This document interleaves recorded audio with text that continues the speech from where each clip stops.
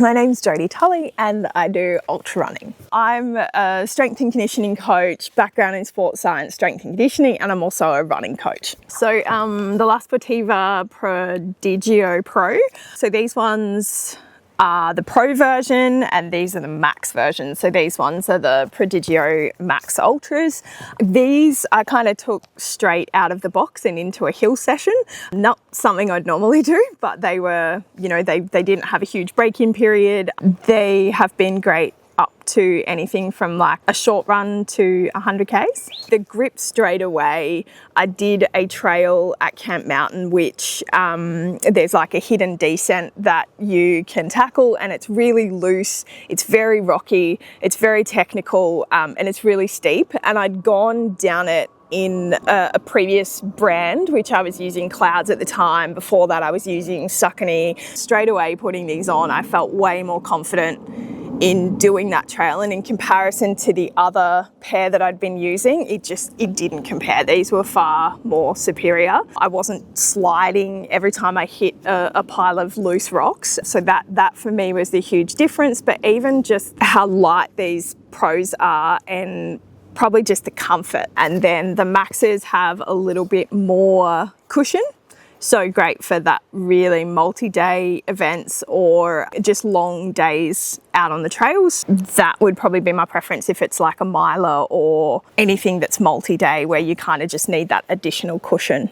Yeah, I think with the Pro, the difference between this one and the Max would be that they are a speed shoe. So even though you'd look at 100 and go, oh, it's not a speed race, but the Pro athletes are doing Pro races, 100 Ks, like, you know, sort of 9.5 to 12.5 hours, but it's got a forward rocker on it. So that means that it propels you forward more so than say this would. So if you're looking for sort of a race day shoe to compare to maybe other brand race day shoes, then this one with the forward rocker, it's nice and light. Whereas like the Maxes give you that extra cushioning. So when I was running up around Mount Hotham or the Razorback Trail in Victoria, that's very rocky, very technical. These for me were better because it protected my foot from just the roughness underneath. I've spoken to a couple of other people that have both of the same experience as well, that this would be your race shoe. So these could be worn for like a pro athlete, but they could also be worn from somebody that just wants a really good shoe, a good price point, and something that's going to last you, you know, 500 to 600 Ks. And then this will be your workhorse, like day in, day out. So if you were going to buy both, you'd go, this is your training or long distance shoe, and then this is your race shoe. But if you're just going with one, you just choose which feel that you actually prefer.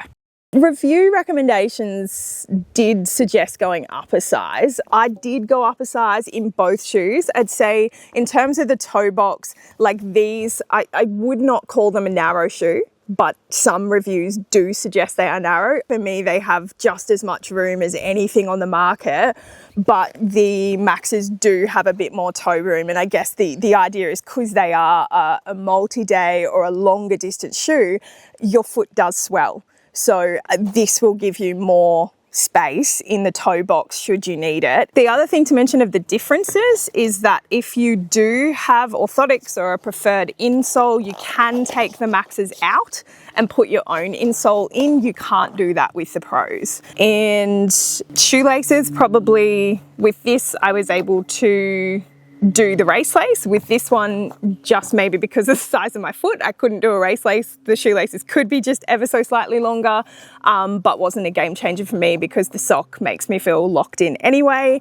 I have not had any issues whatsoever with the height of these Maxes. And one more difference to mention is if you were tossing up between which one is right for you, because of the forward rocker, some people, including myself, just don't like the feeling of a forward rocker, or you need to get used to it so it will propel you forward. So fun on speed sessions or tempo sessions, hill sessions, because you can really feel yourself being propelled forward.